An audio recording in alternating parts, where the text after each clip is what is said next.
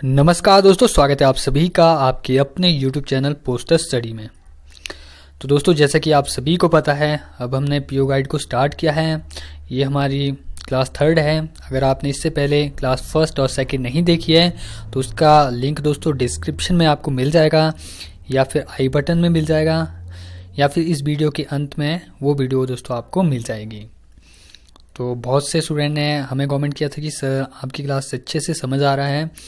तो दोस्तों, मैं आपको यही बताऊंगा, जो आपने आज तक कभी भी आपको समझ नहीं आया है वो दोस्तों अब आपको समझ आने वाला है। फिर भी दोस्तों, अगर किसी भी टॉपिक से रिलेटेड कोई भी डाउट आपके माइंड में रहता है, ये आपको समझ नहीं आता, वो आपको समझ नहीं आता, तो आप कमेंट कर सकते हैं, या फिर आप हमारे व्हाट्सएप ग्रुप से भी ज्वाइन हो सकते हैं। उसके लिए भी लिंक दोस्तों डिस्क्रिप्शन में दिया गया है। वहाँ से दोस्तों आप हमारे व्हाट्सएप ग्रुप में ज्वाइन हो सकते हैं। और अगर आप हमारे फेसबुक पेज, इंस्टाग्राम से भी जुड़ना चाहते हैं, उसका लिंक भी डिस्क्रिप्शन में ही दिया गया है, क्योंकि दोस्तों वहाँ भी बहुत सी अपडेट आते रहती है हमारी, तो वहाँ भी आप देख सकते हो।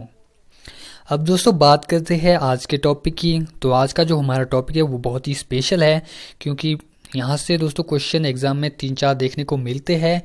तो 3-4 जो मार्क्स होते हैं वो बहुत ही कीमती होते हैं, आप सभी को पता है। बहुत से ऐसे भी होते हैं जो 1-2 मार्क्स से रह जाते हैं। तो वो यही मार्क्स होते हैं दोस्तों, जब आपने अच्छे से नहीं देखा होता किसी भी टॉपिक को, फिर आपके जो क्वेश्चन है वो फंस जाते हैं। तो आज हमारी क्लास 3 है। इससे पहले हम ऑलरेडी 2 क्लासेस कर चुके हैं। अगर आपने नहीं देखी है तो उसको भी आप देख सकते हो। तो आज हमारा क्लास 11 है। इसमें दोस्तों फ्रैंकिंग मशीन से रिलेटेड जितने भी क्वेश्चन बनते हैं वो सब आप इस वीडियो में देख लेंगे। तो दोस्तों, वीडियो शुरू होने से पहले आप सभी लोगों से एक छोटी सी रिक्वेस्ट करता हूं, अगर आपने अभी तक हमारे चैनल को सब्सक्राइब नहीं किया है तो दोस्तों चैनल को सब्सक्राइब करिएगा, साथ में बेल आइकन को प्रेस करिएगा, ताकि ऐसी महत्वपूर्ण वीडियो का नोटिफिकेशन आपको मिलता रहे। तो दोस्तों स्टार्ट करते हैं। तो दोस्तों ये है हमारा क्लास नंबर 11, फ्रैंकिंग मशीन। तो इसको हम स्टाम्पिंग मशीन भी कहते हैं, ये भी आपको पता होना चाहिए, ठीक है। तो देखते हैं सबसे पहले हम फ्रैंकिंग मशीन होती कैसी है। बहुत से ऐसे भी है जिन्होंने नहीं देखी है, तो दिखाता हूँ मैं आपको। दोस्तों ये रही फ्रैंकिंग मशीन, और इसमें ये देख रहे होगे आप, यहाँ पे आर्टिकल है ये, और इसमें ये फ्रैंक होता है, ठीक है। अब देखते हैं इससे रिलेटेड इम्पोर्टेंट फैक्ट। अब दोस्तों सबसे पहले आपने नोट डाउन ये करना है, जो हमारी फ्रैंकिंग मशीन है कौन से क्लॉज में है, 11th क्लॉज में है, ठीक है। अब दोस्तों क्वेश्चन ये आएगा कि फ्रैंकिंग मशीन कितने प्रकार की होती है। तो दोस्तों फ्रैंकिंग मशीन 2 तरह की होती है। कौन कौन सी होती है? EFM, RFM।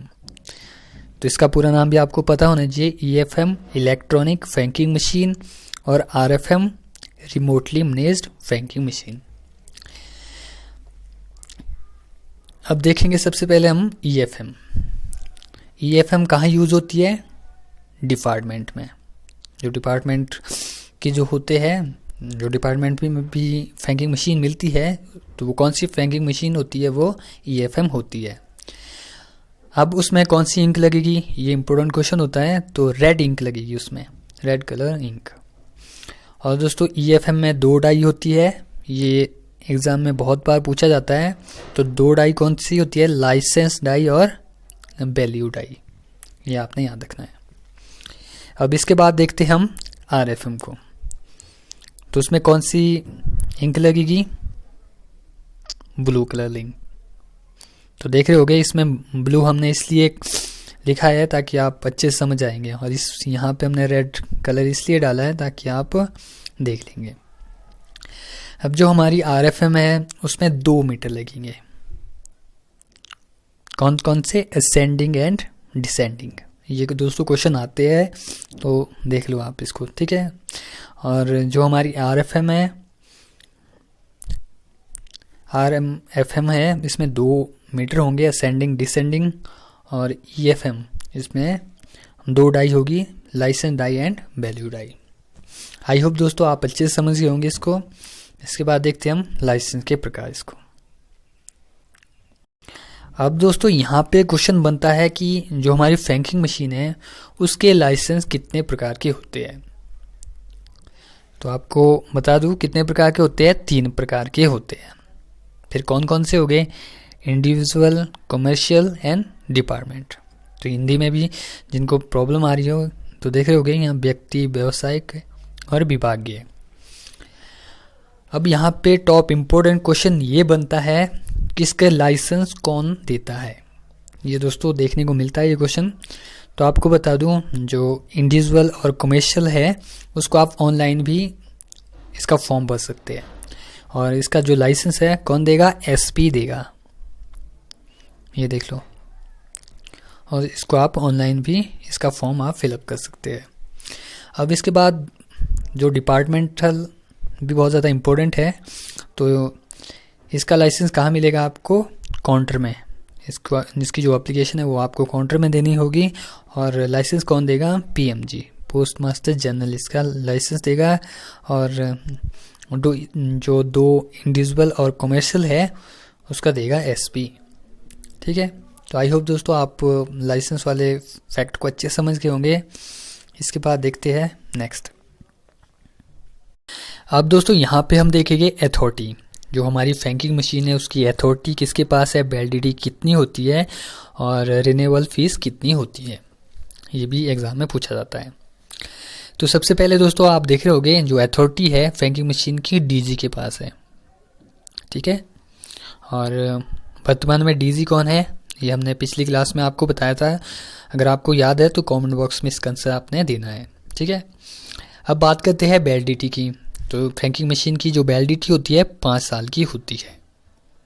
ठीक है, और अब करते हैं बात फीस की। तो इसकी जो रिन्यूअल फीस होती है, अगर तो आप विद इन वैलिडिटी करते हैं तो ये आपने रखना यहाँ 375 इसकी फीस है। अगर आप वैलिडिटी के अंदर इसकी रिन्यूअल करते हैं तो 375 देंगे।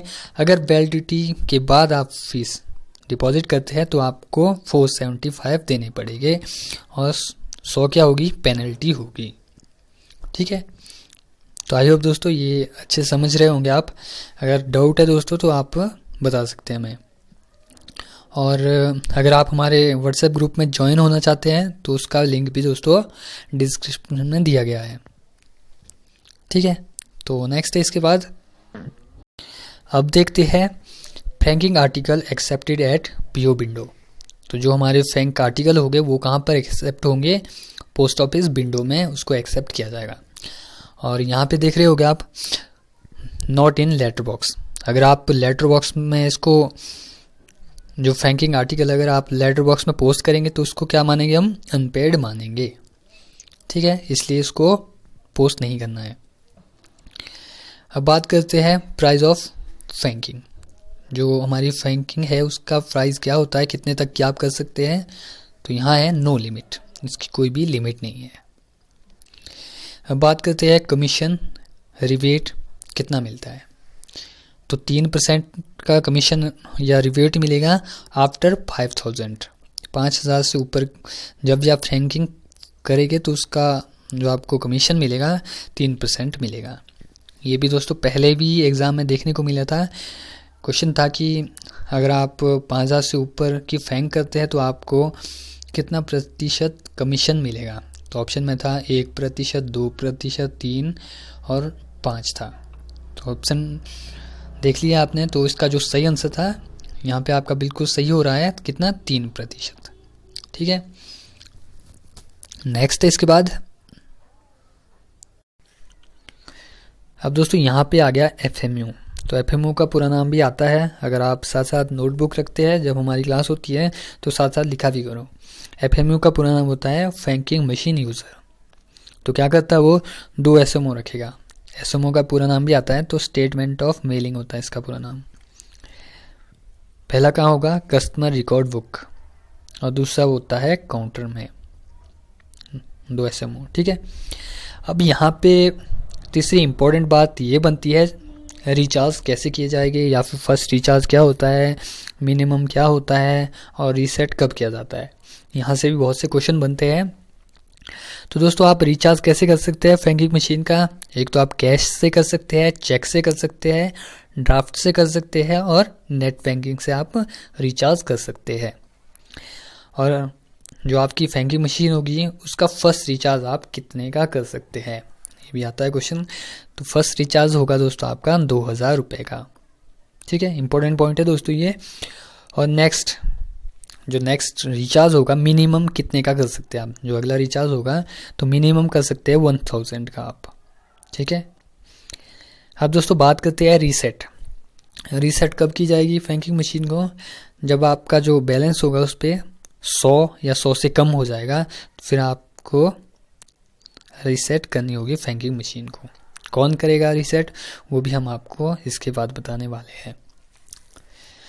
इसके बाद देखते हैं अगला, बुकिंग फ्रैंकिंग डेट। तो दोस्तों हमने आपको बताया था कि आप ऑनलाइन भी कर सकते हैं। कब करेंगे, क्या प्रोसीजर रहेगा, वो आपको हम बता रहे हैं। यहाँ देख रहे होगा आप, सेम डे और 1 डे बिफोर। मतलब आपने अगर 5 तारीख को ऑनलाइन करवाई है तो आप 4 तारीख को जा सकते हैं, या फिर 5 तारीख को जा सकते हैं, 6 तारीख को नहीं जाएंगे। अगर आप 6 तारीख को जाते हैं तो उसको फ्रैंक नहीं माना जाएगा उसको। ठीक है, अब यहाँ पे देख रहे होगे आप एड्रेस चेंज। अगर आप एड्रेस चेंज करना होगा तो कौन करेगा उसको? Head of the division address change करेगा। आई होप दोस्तों आपको अच्छे से समझ आ रहा होगा ये सब जो हम बता रहे होंगे। इसके बाद है दोस्तों एडवर्टाइजमेंट। तो आपको बता दूं, जो फ्रैंकिंग मशीन को लेता है वो एडवर्टाइजमेंट भी कर सकता है। तो कहाँ पर करेगा, क्या प्रोसीजर रहेगा, क्या उसको पेमेंट देनी होगी या नहीं देनी होगी, वो सब दोस्तों हम आपको बताएंगे। ठीक है, तो सबसे पहले दोस्तों यहाँ पे आप देख रहे होगे, यहाँ तो सेंडर का एड्रेस आता है। ठीक है, लेफ्ट साइड बॉटम कॉर्नर, और राइट साइड में यहाँ पे रिसीवर का आता है जिसको आप भेज रहे होगे, और यहाँ पे फ्रैंक, जहाँ पे आप टिकट लगाते हैं वहीं फ्रैंक लगती है। ठीक है, और एडवर्टाइजमेंट कहाँ लगेगी? Left side top corner. ठीक है, यहाँ देखो ये देख रहे होगे आप, ये एडवर्टाइजमेंट है। तो फिर जो फ्रैंकिंग मशीन यूज़र होगा उसको क्या करना पड़ेगा? अगर वो एडवर्टाइजमेंट दे रहा होगा तो उसको एक्स्ट्रा पेमेंट देनी होगी। यहाँ देखो।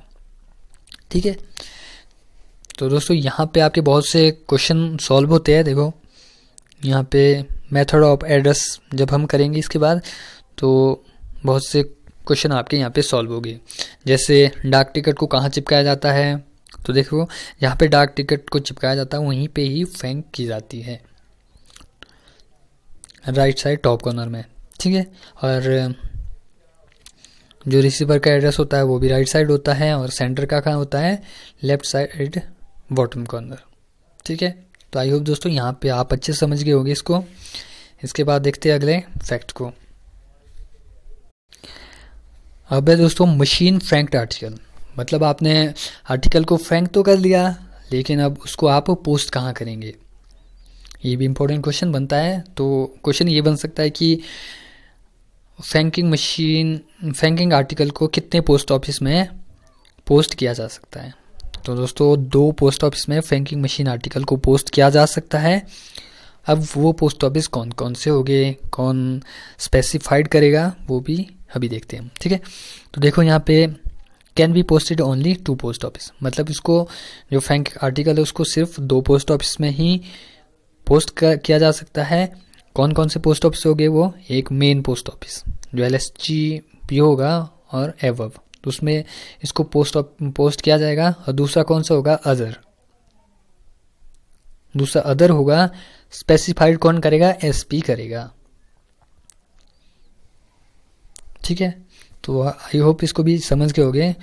2 पोस्ट ऑफिस में पोस्ट किया जाएगा, एक मेन पोस्ट ऑफिस होगा, और कैसा होगा वो? LSGPO होगा, या फिर उसके ऊपर का होगा, और दूसरा कौन सा होगा? अदर, कोई भी हो सकता है जिसको स्पेसिफाइड करेगा, SP करेगा।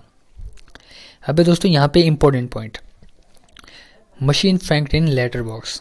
मतलब आपने फ्रैंक तो करवा ली, फिर आपने लेटर बॉक्स में उसको पोस्ट कर दिया, फिर क्या होगा? फिर होगा दोस्तों उसको ट्रीट कैसे किया जाएगा? ट्रीटेड एज अनपेड आर्टिकल, उसको अनपेड माना जाएगा।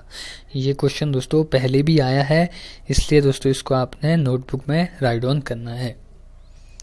ठीक है, और दोस्तों साथ में हमें ये भी बताया करो आप कि आपको मेरे द्वारा अच्छे से समझ आता है या नहीं आता है। अगर आता है तो कमेंट करिएगा, अगर नहीं आता है फिर भी आप अपना आंसर कमेंट बॉक्स के माध्यम से दिया करो। दोस्तों आपको बता दूं, हम बहुत सी मेहनत करते हैं आपके लिए। हम एक नहीं, कम से कम हम दोस्तों 4-5 बुक को पढ़ते हैं, फिर आपके लिए नोट्स बनाने बहुत ज़्यादा हार्ड वर्क करते हैं। फिर आप बताइएगा कि आपको हमारा हार्ड वर्क पसंद आता है या नहीं आता है।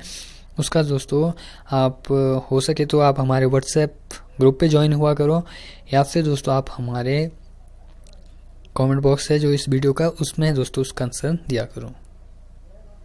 ठीक है, नेक्स्ट देखते हैं इसके बाद।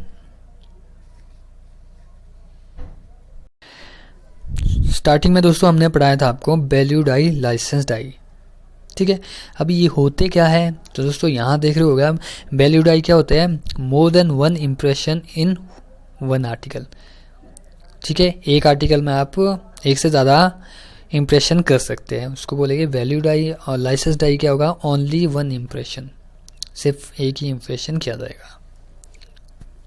इसके बाद है दोस्तों टोटल वैल्यू ऑफ फैंक इम्प्रेशन। जो टोटल जो अमाउंट होगा दोस्तों उसका इम्प्रेशन का, तो वो उसको कैसे लिखे जाएगा या फिर क्या होगा, उसको कैसे देखेंगे हम कि इसमें इतने रुपए लगे। एक तो दोस्तों उसको लिखे जाएगा इन फिगर। आपने देखा होगा जो फैंक आर्टिकल होगा उसमें इन फिगर में उसको लिखा जाएगा। और इंक कौन सी यूज होगी, ब्लू इंक। जो RFM होगी उसमें ब्लू इंक होती है, और जो इलेक्ट्रॉनिक जो विभागीय होती है उसमें रेड होती है। बट जो आजकल का जो न्यू प्रोसीजर चला है उस अब हर एक जितनी फैंकिंग मशीन है उसमें ब्लू इंक ही चलता है। अगर दोस्तों क्वेश्चन आए कि विभागीय फैंकिंग मशीन में कौन सा इंक यूज होता है, तो रेड होता है। ठीक है, और जो कमर्शियल होती है तो उसमें होगा ब्लू। ठीक है, नेक्स्ट है इसके बाद। अब देखते हैं दोस्तों ऑल सर्विसिंग रिपेयरिंग।